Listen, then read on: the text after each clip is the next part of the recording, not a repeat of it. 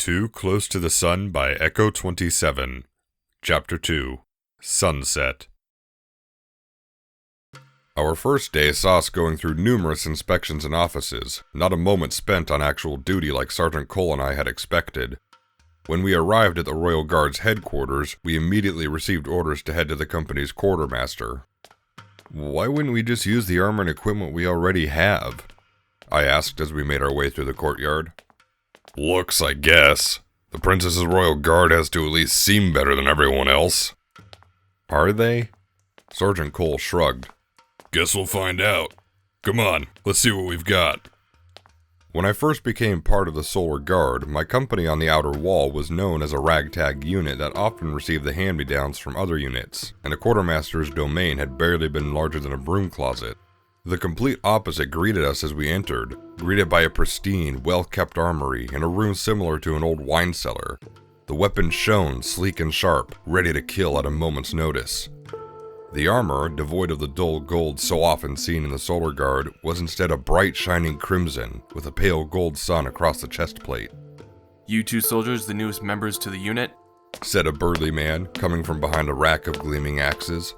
I was told to expect you. Welcome to the Royal Guard. Have you been fitted yet? No, not yet. Sergeant Cole said uncertainly. Were we supposed to be? Of course. Didn't you both receive measurements when you became part of the Solar Guard? Sergeant Cole looked as bewildered as I was, both of us only familiar with the ways of the outer wall. If this was the norm, we had certainly never seen it. The quartermaster gave a dreary sigh. Cutting corners everywhere we go, he grumbled. Stay here a bit. I'm going to get the seamstresses. They need to start getting you measured for new uniforms. New uniforms? I asked. Oh, sweet hell. In no time at all, Sergeant Cole and I found ourselves ushered into a room covered with mirrors, a trio of older women diligently measuring our every dimension. From waistline to arms to shoulders, and things I wouldn't have even thought to measure, they worked, occasionally making a remark to one another. This one's shoulders are too broad. He'll need extra dimensions. This one's sleeves are overlong. We'll have to bring them back an inch or so. Too baggy in the waist. Tell me, darling, did you lose weight? About 20 minutes later, I, along with Sergeant Cole, found ourselves holding a bundle of temporary uniforms, finely crafted and light to the touch, along with a single sheet of paper that had our uniform orders written on them. Simply give these to the quartermaster, we were told. And your new uniforms and armor will be here in no time. Expect a wait of about 3 days. Sergeant Cole gave me a look of pure puzzlement, I not faring much better. It was such a drastic change that neither him nor I knew what to make of it. Is this normal? Damn, I hope so, he answered. 1 hour into this job and it's better than the past 6 years I spent on the outer wall. The next few days were spent in training. The time I had once spent on weapons training and strength training was suddenly filled with a number of studies. Ceremony, decorum, how to present ourselves before the princess, where we would sit and stand, and even how to sit and stand. It was a game of showmanship that we were being forced to learn, though we were promised that the additional training with weaponry would happen in due time. You are part of the most elite soldiers in the kingdom, our commander told us, a kingly sort of man with a shock of bright red hair named Hearthfire. The training to readily defend Her Majesty will come, but the need for such things is rare. Your primary responsibility is often to ensure the splendor and majesty of Princess Celestia remains a constant. You are a reflection of her people, her kingdom, and herself. How you are perceived by those around you is critical. Great, so we're glorified models in armor, Sergeant Cole muttered. Do we have any real responsibilities, or is our primary role to look pretty? Your role is to defend the princess no matter what cost it may bring you, Hearthfire said bluntly. Our times of peace have relegated us to a less combative role, but make no mistake, your fellow guardsmen are some of the most highly trained soldiers in the world. In time, you will count yourselves among them.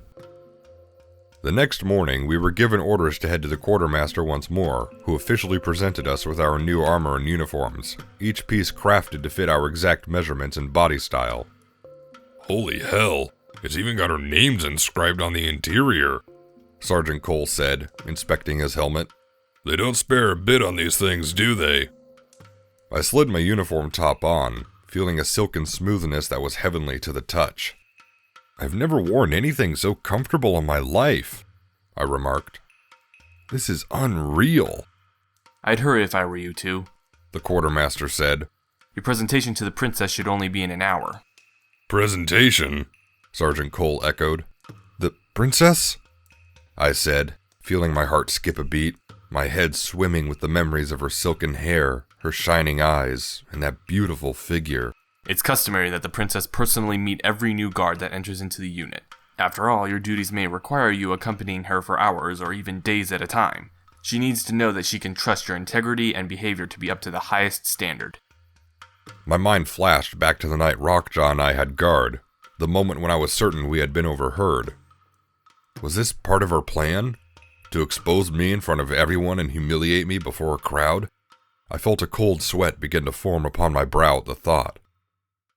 Time flowed like a flooded river, and I soon found myself standing in an anteroom adjacent to the throne room, trembling so greatly that I was surprised that my armor didn't rattle. Holy hell, relax. You're gonna have a stroke, Sergeant Cole told me, noticing my failing composure. What on earth has you so hot and bothered right now? I shot a glance in his direction and said nothing, knowing full well no answer would be suitable. I was about to be in the same room as the love of my life, the exact person who was likely to expose me for my perversity for all the world to see. I didn't know a way to mentally prepare for such a thing.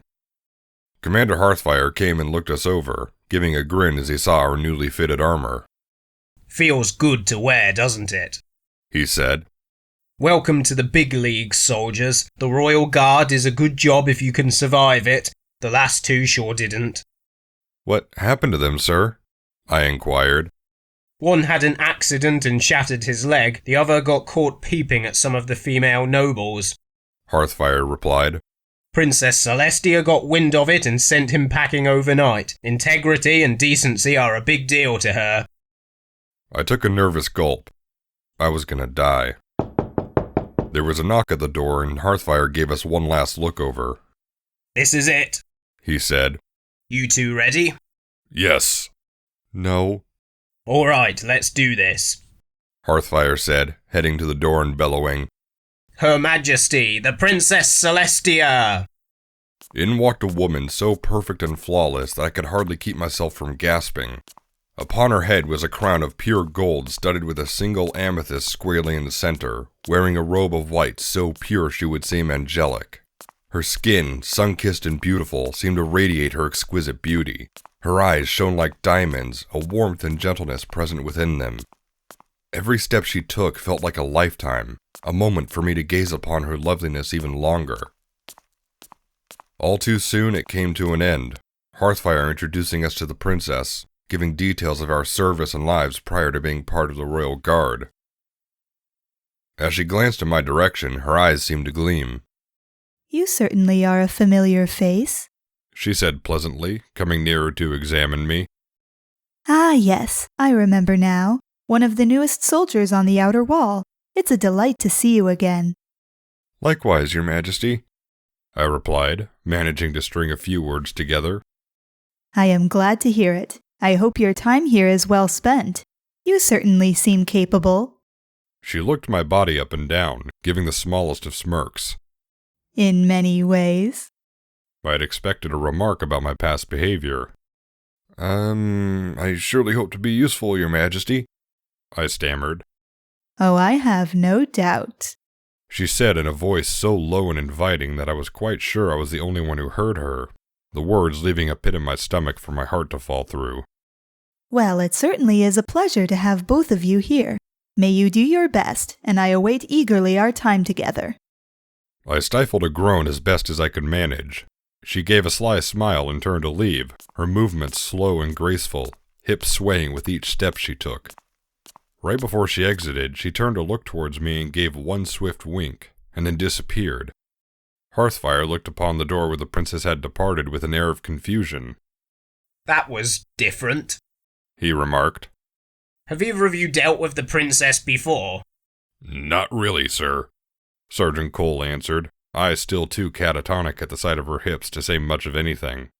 We met her for the first time about a week ago when she inspected our old regiment. Hearthfire shrugged. Different speech from what she usually does. Oh well, I guess. You two ready to begin your duties?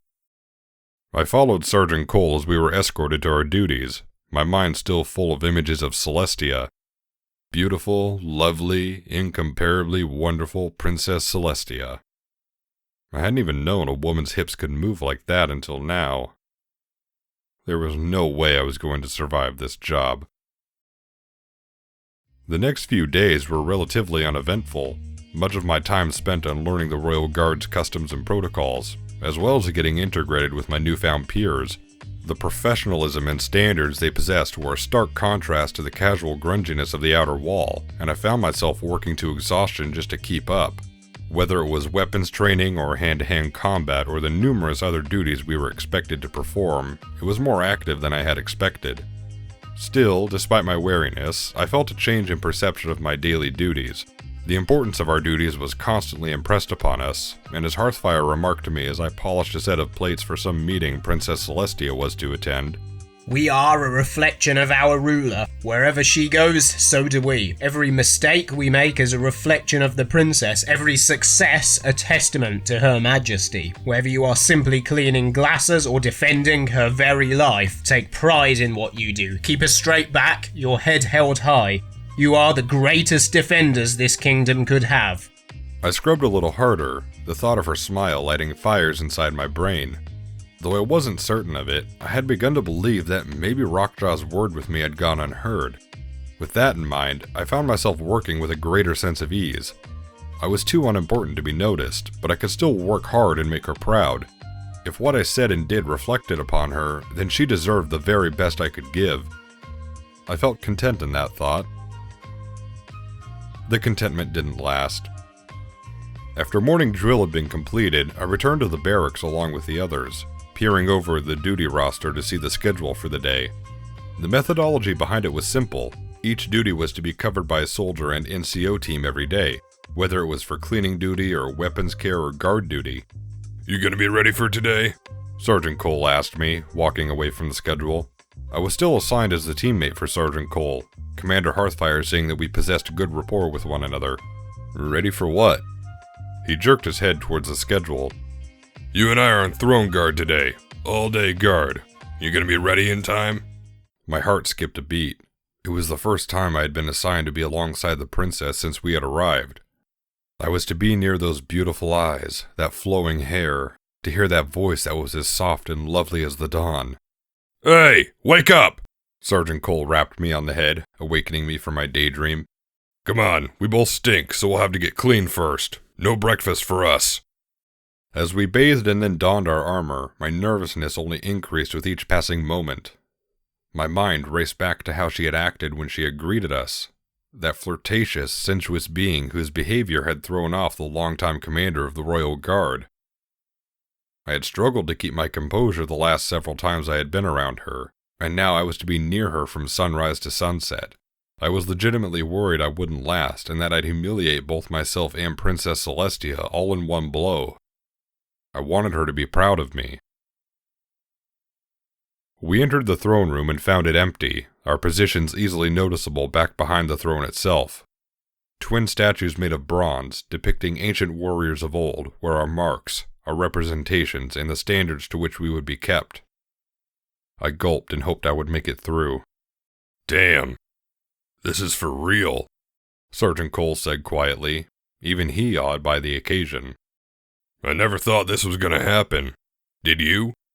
I shook my head, finding myself wound too tightly for speech. Sergeant Cole scrutinized me, noticing I was unusually uptight. You gonna be good? I didn't get a chance to answer. The throne room doors were flung open and we were greeted by the words, Her Majesty, the Princess Celestia! By instinct, I fell to my knees, head bowed in reverence for my ruler, my secret love. Please rise, both of you.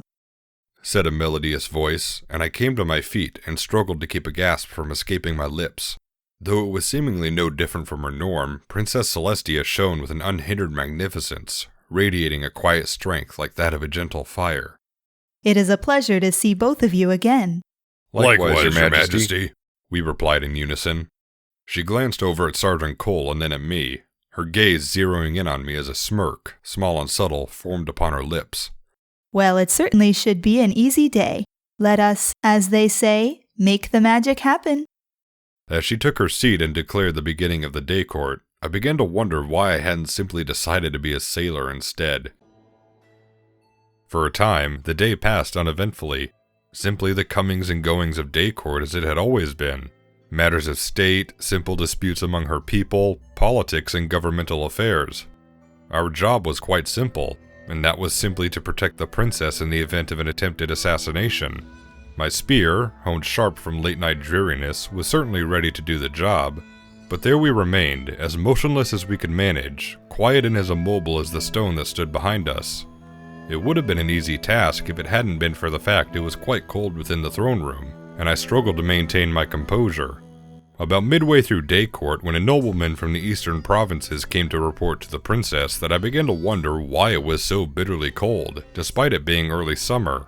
Yes, stone wasn't exactly conductive for heating, but it was just unnatural. Almost like someone was manipulating it somehow. Your Majesty, I have come as you requested to give testimony on the recent storms that afflicted my village. The nobleman declared, descending to his knees in homage. Ah yes, Lord Southern Shoal, is it not? Yes, Your Majesty, he answered, returning to his feet. Southern Shoal of the village of... Southern Shoal trailed off, staring at something before him with his eyes wide, his mouth still somewhat open. Maybe it was the cold that had gotten to him. Maybe he had lost his train of thought. But his gaze suggested that he was quite transfixed by something. She's a magic user, you idiot, my brain screamed. Suddenly it all clicked. I knew exactly the source of the bitter cold and just what Southern Shoal was staring at. Lord Southern Shoal, is something the matter? Princess Celestia inquired. Southern Shoal went bright red and looked upon the princess's face, giving himself a shake. Nothing at all, Your Majesty, he said briskly, though his gaze continued to flicker down as he spoke. Throughout his time before Princess Celestia, Southern Shoal remained distracted until it was at last time for him to leave, which he did rather swiftly. The cold only continued as the day passed by, until it was at last time for the day to come to an end, and the sun be set to herald in Princess Luna's night. You two must be exhausted, Princess Celestia said as she rose from her throne, taking a long, deep stretch that seemed to accentuate every curve her body possessed. Though I tried my best, I couldn't help but sneak a glance at such a wondrous figure. She turned around to face us, a weary smile on her face. Oh, heaven help me, she's not wearing a bra. I panicked, my mind ensuring I would remember the image forever, my eyes darting to look up at the ceiling. You cannot look anywhere but up, nowhere but up. Do not risk a second glance at those beautiful, magnificent... Thank you for your excellent work today, Princess Celestia said, her voice jerking me out of my tirade. She gave a small bow of gratitude, Sergeant Cole and I bowing in return. Her eyes turned to me and I felt myself being bored right through, a sudden bout of shame engulfing me. She knew. Of course she knew. Princess Celestia gave a sweet smile and departed, I rooted to the ground as the throne room doors slammed shut. Sergeant Cole and I gave a deep sigh, finally able to stretch out from our long day of motionlessness. Sergeant Cole shuffled his feet. Look, I don't know how to say this, but did you see... Yes, I rasped, trying my best not to replay the memory in my brain and failing spectacularly. We left the room and descended down to the barracks courtyard. She is... Sergeant Cole began. She's... perfect, I said miserably. Perfect and well on her way to driving me mad. The next few days saw Sergeant Cole and I on our own once more, spending more time training on various battle skills and protocols we were expected to know. From diplomatic dinners to affairs of state to even how to conduct ourselves at balls and galas, Even Sergeant Cole, who was a quick learner, was having trouble keeping up with the numerous tasks we had to master. The only thing we were able to understand quickly were the new battle drills, both of us taking to them with ease. For all the flaws the outer wall had, battle skill wasn't one of them. We would crawl into bed, exhausted and worn down, but pleased with our performance. I began to believe I could hold my own here, if it weren't for a particularly pressing problem that wouldn't die. I awoke early on Wednesday morning to find the duty roster had already been posted. As I crept forward and examined it, I discovered that Sergeant Cole and I were on throne guard once more, and what would be my latest encounter with Princess Celestia. I gulped. What was she going to pull this time? It began quite similarly as it had the last time. Princess Celestia came and greeted us and day court was begun, though I could tell there was something a bit off this time around. The princess bore shadowed rings about her eyes, her smile more strained than it had been last time. She was tired. We watched as the normal flow of people came and went, from dignitaries to common folk who wished to pay treat to their princess. As always, Princess Celestia's ever-patient demeanor never wavered in the slightest. None who visited her was more important than the other. No rank or status could curry her favor. I was rather impressed at just how unflappable she could be. It was about midday when a young woman from Van Hoover came to visit, a solemn-looking girl bearing a large set of canvases upon her back. Her red face and heavy breathing suggested she had traveled for quite some time, or that the load she bore was heavier than she had anticipated. Welcome, Miss C. Frost. Princess Celestia greeted the young woman warmly. I wish I could say otherwise, but I do not believe I was told the nature of your visit, only that you bore something you wished to present to me. The young woman took a deep, steadying breath to keep herself calm. Thank you, Your Majesty, she said faintly. I'm sorry I didn't say anything more about why I was coming, but, well, maybe it'll just be easier if I explain to you instead.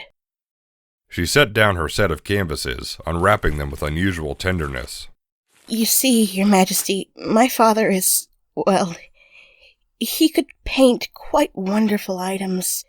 He spent much of his last few years on the shoreline, painting the seas or the sunrise. He said he started the hobby because once he saw your summer sun celebration when he was a boy. My father called it one of the most beautiful sights he'd ever seen. And well, these few he can consider to be his best works. And he wanted to bring them to you himself, but you see, he's not. He got sick and... Seafrost gave a shudder and bowed her head, shaking as tears began to overwhelm her self-control and break down her calm facade. In an instant, Princess Celestia was on her feet, waving for the guards at the door to dismiss themselves, a signal that day court was to come to an end. She immediately came and comforted the young woman, who had fallen to her knees in heart-wrenching sobs. I felt ashamed to bear witness to such a thing, to intrude on such an intimate moment. Seafrost buried herself in the princess's arms like a child seeking their mother's comfort, the princess simply letting the young woman weep until her sobs fell silent. Miss C. Frost, Princess Celestia said, thank you for such a gift. It was a very kind thing to do. Your father's work is beautiful. I would be very happy if you would tell me about him. Perhaps a walk through the garden would help ease your mind. Seafrost, still struggling to maintain her composure, gave a teary-eyed smile and nodded, the two women heading towards the door. Do we go with her? I whispered to Sergeant Cole. I mean, I guess. Someone's gotta be with Her Majesty, he said. Both of us still uncertain, we left our posts and quietly followed behind, out of earshot but not letting Princess Celestia out of sight. As I watched, I could see Seafrost's demeanor change slowly over the course of their conversation. Though it never faded away, the burden of grief she carried lessened, her smile growing as she continued to speak to the princess. Princess Celestia seemed to radiate at every word, a soft glow of comfort with every step she took. It wasn't a false empathy like so many possessed, but a genuine compassion for the young woman who she had never known until today. It was such a pure-hearted thing to witness that I couldn't help but sigh in admiration. Princess Celestia really was something truly special. After a while, their words came to an end and Seafrost departed, looking far lighter and happier than she had when she had first arrived.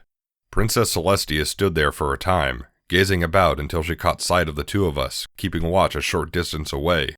A smile grew on her face, and she motioned for us to come closer. "Your Majesty?" Sergeant Cole inquired. Thank you for your discretion. Princess Celestia said to us, her voice strained and low. You have done well today, both of you. We simply nodded. We had done our jobs, and that was that. Princess Celestia gave a sigh and looked up at the sky. Back to my duties, I suppose. Shall we head back inside? We kept with her, unsure of our next move. Usually our duties ended when day court did, but today had been unusual. We simply decided to stay nearby, keeping guard at Princess Celestia's office as she continued to work. When she had entered, a glance through the doors had revealed a large stack of paperwork on her desk, likely the cause of her sigh. It was, without a doubt, an uninviting sight to the princess. Day turned into dusk, dusk into night, and still we stood there. None of our fellows came to relieve us, leaving it to us to ensure her safety. It was well past midnight before we even saw a sign of life at all. The doors to her office creaked open once, and Princess Celestia appeared yet again, looking more tired and woebegone than before. Have none come to relieve you? She asked of us. It is late. The roaming guard will certainly see something if something is amiss. Take your leave and get some rest, the both of you. Sergeant Cole bowed his head and departed, muttering something about finding a drink. I turned to follow, but found myself hesitating. As I turned back, I could see the princess watching me, granting me an encouraging smile that set my heart aflutter. I assure you, I will be safe until morning, she said sweetly. You may go. I saw her tired eyes, her drooping expression, her dulled senses. The day's efforts had drained her, and the still incomplete pile of paperwork was likely not going to be finished anytime soon. What I wanted to do was stupid, but before I could think it over, the words slipped out. "Would you like some company while you work, Your Majesty?" I said suddenly. I bit my tongue, wishing I hadn't talked back so boldly. The princess gave a small start, regarding me with a look of surprise. After a moment's hesitation, she smiled again, nodding and leaving the door to her office still open. I entered into a spacious place, absolutely littered with piles of scrolls and papers that would certainly fit a small library. Upon her desk lay the rest of the day's efforts, a still formidable pile that awaited her attentions. I simply found a corner in which to stand and kept watch as she worked. Try as I might, I couldn't help but watch her every move, drink in the very sight of her. She was lovely to behold, more and more every time I saw it. Graceful and noble and wearing a very revealing dress, which, in the moonlight, seemed to reveal almost everything she had to flaunt. I felt sweat form on my brow, and I clenched my fists in an effort to control myself. Maybe I shouldn't have done this. I was a disgrace. She wasn't even trying to do anything, but still I was being driven crazy. I was pathetic. Is everything all right? I heard her say, turning about to look at me in concern. I felt a jolt of fear run through me, my internal groaning apparently having surfaced to gain her attention. You look unwell. I'm fine, Your Majesty, I said, trying to keep the strain from my voice. Perhaps unconvinced, she came closer and put a hand on my forehead, her chest practically right in my face, and suddenly becoming a very, very powerful draw of my own attentions. Sweat ran down her chest and soaking her through, and I suddenly realized it was rather warm in her office. My heart was pounding madly, and I knew I had overstayed my welcome. She leaned back and took me in, that bright gleam in her eyes once more. You're soaking wet, she remarked. It has been a long day for both of us. Perhaps you and I should get some rest. Your Majesty? I think my heart almost stopped. Enough for tonight. Please, go get some rest. I will see myself to bed. Worry not about me, she said. Thank you for your company tonight. I went to the door and paused, feeling wretched. The moment had passed, and I suddenly saw myself exactly as I was. Perverted. What if she wasn't doing it on purpose, and I was just looking for the opportunity to do something wrong? Maybe I just wasn't as good as I thought I was. I wanted to turn back around and speak with her, open up and simply tell her how I felt, to apologize for what I had done, but I couldn't rouse it. Good night, Your Majesty, I said weakly, closing the door to her office behind me. My head hung as I walked back to the barracks, simply collapsing on the bed and desiring nothing more than to disappear into the darkness. I was horrendous.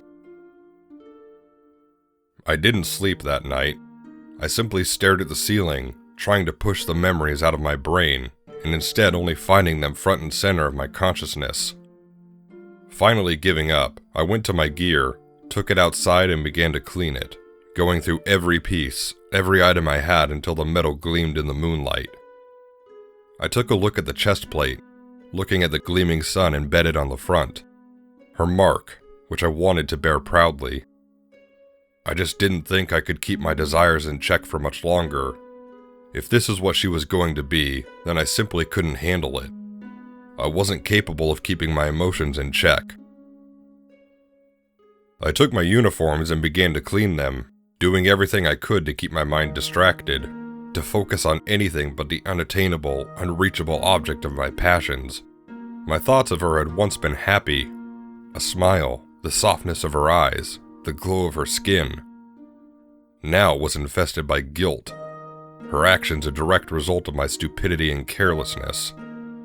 She knew who I was quite easily, and by my guess was waiting for me to simply say something, either reveal my vile nature or just confess. I fell so deeply into my work that I didn't realize that the shadows of night had begun to slither away, and the dim glow of the sunrise was bringing forth the light. I looked up at the castle parapets to see the beautiful form of the woman I loved, summoning forth the sun into the waking world. Her white dress flowed in the morning breeze, revealing the voluptuous figure beneath. Every curve she possessed, every detail of her body was resplendent and evident for all to see. I felt something boring into my soul, and immediately I knew. She was watching me. I love you, I whispered mournfully. And because of that, I don't think I can protect you. I can't serve you the way I'm supposed to.